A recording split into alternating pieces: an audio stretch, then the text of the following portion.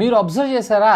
Apple iPhone గురించి ఆన్లైన్లో మీరు ఎక్కడైనా సెర్చ్ చేస్తే ఫస్ట్ ఇనిషియల్గా చూపించేటువంటి స్క్రీన్ పైన 941 సెప్టెంబర్ 12th అని చూపిస్తూ ఉంటుంది. ఇది ఎందుకు అనేది fun fact of the day కింద మనం ఈరోజు న్యూస్లో అయితే చెప్పుకుందాం. ఒకవేళ తెలిస్తే వీడియోని పాస్ చేసి కింద ఉన్నటువంటి కామెంట్ సెక్షన్లో కామెంట్ చేయండి. అండ్ బై ద వే ఇంకా మీకు ఏమైనా డౌట్స్ ఉన్నట్టయితే కామెంట్ చేయండి. ఎక్కువగా లైక్స్ వచ్చిన వాటిని రేపటి నుంచి tech question of the day కింద తీసుకొని ఆన్సర్ చేయడం అయితే జరుగుతుంది. Hi, this is Vasu again. Welcome to Vasu tech vlogs tech news episode 1001. ఇంకా వీడియోని లైక్ చేశారా? చేయకపోతే చేయండి. ఇలాంటి అమేజింగ్ కంటెంట్ కోసం ఛానల్ని అయితే సబ్స్క్రైబ్ చేసుకోండి. మొదటి న్యూస్ వచ్చేప్పుడు మనకు నథింగ్ నుంచే స్టార్ట్ చేద్దాం. నథింగ్ ఫోన్ 2 త్వరలో మీ ముందుకు రాబోతుంది. ఎస్, మీరు వింటుంది నిజమే. నథింగ్కి సంబంధించినటువంటి CEO కర్ల్ పై ఈరోజు అఫీషియల్గా ఒక ట్వీట్ అయితే చేశారు. సో నథింగ్ ఫోన్ 2 ఎప్పుడైనా రావచ్చు, కానీ nothing phone operating system stability మీద ఇంకా మేము కట్టుబడి ఉన్నాం, ఇంకా పని చేస్తూనే ఉన్నాం. అంటే ఒక్క దెబ్బకి 2 పిట్లు అన్నట్లు ఒక్క ట్వీట్లో ఇతను 2 ఫోన్స్ గురించి చెప్పడం అయితే జరిగింది. ఇఫ్ ఐఎమ్ నాట్ రాంగ్, ఇదైతే ఈ ఇయర్ వచ్చేటువంటి అవకాశం అయితే లేదు. మేబీ ఫిబ్రవరి ఆర్ మార్చ్లో నథింగ్ ఫోన్ 2ని అఫీషియల్గా మనం చూసేటువంటి అవకాశం అయితే ఉంది. ఒకవేళ మీరు కనుక ఒక మంచి mid range flagship smart phone చూస్తున్నారు అన్నట్లయితే కనుక ఆల్మోస్ట్ అన్ని ఫ్యూచర్స్ ఉన్న వాటిల్లో ఇప్పుడు చూడండి నథింగ్ ఫోన్ మీకు బెటర్ ఆఫర్లో వస్తుంది. అరౌండ్ 26-27 వేల రూపాయల బడ్జెట్ సెగ్మెంట్లో. So which is amazing price అనే నా అభిప్రాయం. నెక్స్ట్ వచ్చేసి మనకి OnePlus దగ్గర నుంచి OnePlus 11 మొబైల్ ఫోన్కి సంబంధించినటువంటి రెండర్ ఫోటోతో పాటు ఆల్మోస్ట్ దీని కన్ఫర్మ్ స్పెక్స్ ఈ రోజు మనకు బయటకు రావడం జరిగింది. Qualcomm Snapdragon 8 Gen 2nd ప్రాసెసర్తో మన ముందుకు రావడంతో పాటు ఇందులో మనకి 50 మెగాపిక్సెల్ హెసల్ బ్లేడ్తోనే వీళ్ళు కొలాబరేట్ అవుతూ వీళ్ళ కెమెరాని మన ముందు తీసుకొచ్చేటువంటి అవకాశం ఉందంట.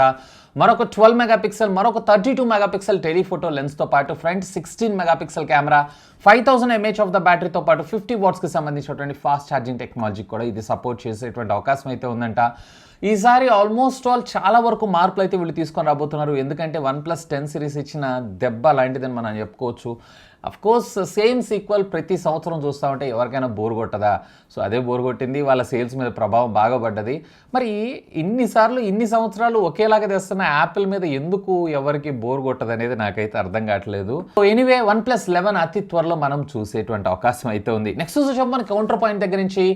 యాజ్ పర్ కౌంటర్ పాయింట్ ఈ సంవత్సరం ఇయర్ ఆన్ ఇయర్ గ్రోత్లో మన ఇండియాలో స్మార్ట్ టీవీస్లో కూడా చాలా వరకు చాలా మంది యూజర్స్ హ్యూజ్గానే పర్చేస్ అయితే చేయడం జరిగిందంట. దీంట్లో టాప్ 1 ప్లేస్లో వచ్చినప్పటికే Xiaomi 11%, టాప్ 2 Samsung 10%, అలాగే టాప్ 3 LG 9%, అలాగే OnePlus 9%, అలాగే Vivo వచ్చేటప్పటికే 5%. Vivo అయితే చాలా దారుణంగా పడిపోయింది. బట్ దీని అన్నిటికీ ప్రభావం అంటే LG, Samsung ఇవన్నీ కూడా టాప్ 2, టాప్ 3 ప్లేసెస్లోకి రావడానికి మెయిన్ రీజన్ నేనైతే big billion day sales, Amazon sales. ఎందుకంటే ఆ సేల్స్లో డిస్కౌంట్స్ మాత్రం చాలా హ్యూజ్గా వచ్చిందని చెప్పుకోవచ్చు.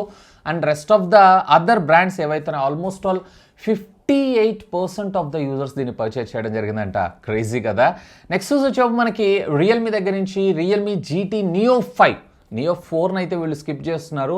ఎందుకంటే చైనీస్కి కొన్ని సిరీస్ నెంబర్స్ అయితే వచ్చి ఉండవు. మీరు రియల్మీలో చూసారు అన్నట్లయితే రియల్మీలో కూడా వీళ్ళు 4 సిరీస్ని skip చేశారనుకుంటా.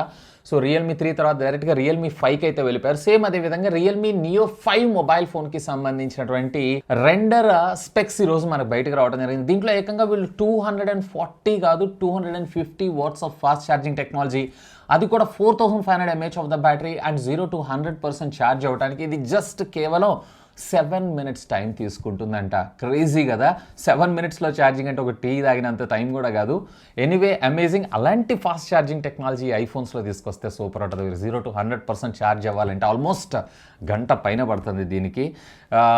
So anyway battery life బాగుంటుందని చెప్పి యాపిల్ చెప్పుకుంటూ వస్తుంది. మరి వాళ్ళకు కూడా బ్యాటరీ బ్యాకప్ లైఫ్ కూడా బాగానే ఉంటుంది కదా, ఎందుకు ఇలాంటివి ఫాలో చేయదు యాపిల్? మీరే అనుకుంటున్నారు? దీని వెనక ఏదైనా రీజన్ ఉందనుకుంటున్నారా? ఖచ్చితంగా కామెంట్ చేయగలరు. నెక్స్ట్ వచ్చేప్పుడు మనకి అమెజాన్ దగ్గర నుంచి. అమెజాన్ ఇప్పటిదాకా అమెజాన్ ప్రైమ్ సర్వీసెస్ ద్వారా 1 day డెలివరీ ఇస్తున్నారు, ప్రైమ్ మ్యూజిక్ ఇస్తున్నారు, అలాగే ఆన్లైన్లో మనం మూవీస్ కూడా చూస్తున్నాం, అలాగే కిండల్లో కొన్ని సబ్స్క్రిప్షన్లు కూడా అయితే ఇస్తున్నారు. ఇక దీనికి తోడుగా మరొక ఫీచర్ని అయితే వీళ్ళు తీసుకొని రాబోతున్నారు.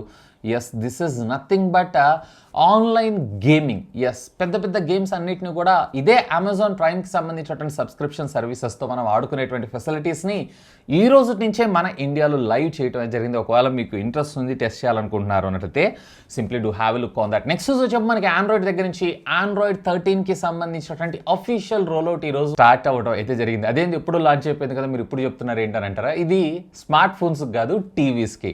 సో ప్రస్తుతం అయితే ఇది డెవలపర్ సమ్మర్ బీటా కింద రివీల్ చేశారు.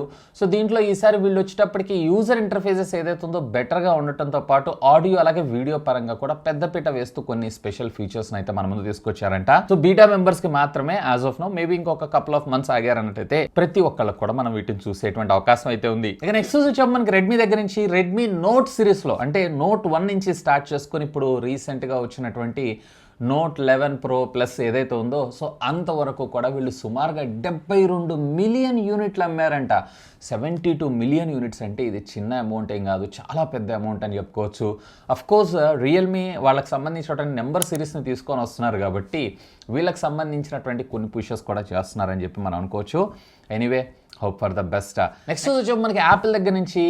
యాపిల్ సాధ్యమైనంత త్వరగా చైనా నుంచి వీళ్ళకి సంబంధించినటువంటి మ్యానుఫ్యాక్చరింగ్ ప్లాంట్ మన ఇండియాకి అలాగే వియత్నాంకి షిఫ్ట్ చేయాలని చెప్పి చాలా చాలా చాలా ఫోర్స్ఫుల్గా పనిచేయడం జరుగుతుందంట. దీనికి కారణం ఏంటంటే చైనాలో జీరో కోవిడ్ పాలసీ అని చెప్పి ఒకటి రన్ అవుతుంది. అంటే ఏం లేదు, అక్కడ ఉన్నటువంటి గవర్నమెంట్ ఏదైతే ఉందో ప్రతి ఒక్కరిని టెస్ట్ చేసి ఎక్కడ ఎవరికి కూడా అసలు కోవిడ్ లేదు అంటే జీరో కోవిడ్ రిజల్ట్ని అనౌన్స్ చేసిన తర్వాత మాత్రమే ఆ ఏరియా యొక్క లాక్డౌన్ తీసేస్తా అని చెప్పి చాలా స్ట్రిక్ట్గా చేశారు. ఆ ఏరియాలో దురదృష్టవశాత్తు ఫాక్స్కాన్ కంపెనీ కూడా ఉంది. సో అక్కడ ప్రొడక్షన్ అనేది చాలా డిలే అవుతుంది. ముఖ్యంగా ఇప్పుడు ఈ క్రిస్మస్ సీజన్లో వీళ్ళకి చాలా దెబ్బపడ్డది. సుమారుగా 70 నుంచి 75 మిలియన్ యూనిట్లు కావాల్సినటువంటి ప్లేస్లో కేవలం ఆ కంపెనీస్ 40-42 మిలియన్ యూనిట్లు మాత్రమే షిప్ చేస్తుంది. సో దీంతో అసలు ప్రో సిరీస్ అయితే ఎక్కడ స్టాక్లో ఉండట్లేదు, దొరకట్లేదు. మొన్నటిదాకా వీళ్ళు హైప్ అనుకున్నాం కానీ ఇది నిజమని తెలిసింది. సో దానివల్ల సాధ్యమైనంత వరకు ఇవాళ కాదు రేపటికైనా కానీ చైనా వాళ్ళతో ఎప్పుడైనా పెంటే అని చెప్పి సో ఆ మ్యానుఫ్యాక్చరింగ్ ప్లాంట్స్ ఏవైతున్నాయో వాటిని షిఫ్ట్ చేయాలి. ప్లాంట్ని షిఫ్ట్ చేయరు, ఆ ప్రాసెస్ని షిఫ్ట్ చేసేటువంటి అవకాశం ఉంది. మన ఇండియాలో తయారైతే చాలా మంచిది. ఎందుకంటే ఆల్మోస్ట్ ఆల్ మనము గవర్నమెంట్ దగ్గర నుంచి సుమారుగా 30% ఏదైతే ఉందో ఇంపోర్ట్ డ్యూటీని మనం సేవ్ చేసుకుంటాం. ఆబ్వియస్గా మనము జిఎస్టీ అయితే పే చేయాల్సిందే. ఆల్మోస్ట్ 30% అన్నా కానీ చిన్న అమౌంట్ ఏం కాదు. దగ్గర మనము 1,30,000 రూపాయలు ఇంపోర్ట్ డ్యూటీ పే చేస్తున్నాం అని అర్థం అంతే. నెక్స్ట్ వచ్చేపు మనకి ఆండ్రాయిడ్ మేజర్ ప్లాట్ఫామ్ దగ్గర నుంచి. సో శాంసంగ్ అలాగే కొన్ని బ్రాండెడ్ ఫోన్స్ అయితే మనం సెక్యూర్డ్, సేఫ్, వీటిల్లో డేటా ఎక్కడ థెఫ్ట్ కాదు అది ఇది అని అనుకుంటా ఉంటాం కదా. ఏం కాదు, ఆల్రెడీ ఎవరైతే హ్యాకర్స్ లేదన్నట్లయితే డేటా దొంగతనం చేసేవాళ్ళు ఎవరైతే ఉన్నారో వీళ్ళందరూ అఫీషియల్గా ఓఈఎం మ్యానుఫ్యాక్చరర్స్ లైక్ ఎల్జీ కావచ్చు అలాగే శాంసంగ్ కావచ్చు వీళ్ళకి సంబంధించినటువంటి యాప్స్ నుంచి కూడా డేటాని అంటే వీళ్ళకి సంబంధించినటువంటి సర్టిఫికేషన్స్ని దొంగతనం చేశారంట. అదేనండి, హ్యాక్ చేశారంట. సో దీన్ని బట్టి మనకు అర్థమవుతుంది ఏంటంటే ఈవెన్ బ్రాండ్స్ కూడా మనకు అంత సేఫ్ కాదు అని చెప్పి. బట్ అన్ఫార్చునేట్లీ మనం చేయగలిగింది కూడా ఏం లేదు. సో యాపిల్ కొంచెం ప్రైవసీ అని అంటాం కానీ యాపిల్ని కూడా హ్యాక్ చేస్తున్నారు. యాపిల్ని కూడా వితిన్ మినిట్స్లోనే రిజాల్వ్ చేసి పక్కకు పడేస్తున్నారు. కాకపోతే వాటితో పోల్స్తే ఆండ్రాయిడ్తో పోల్స్తే కొంచెం బెటర్ అని చెప్పి నా అభిప్రాయం. ఎనీవే, ఎక్కడున్నా కానీ దొంగలు ఉన్నారు.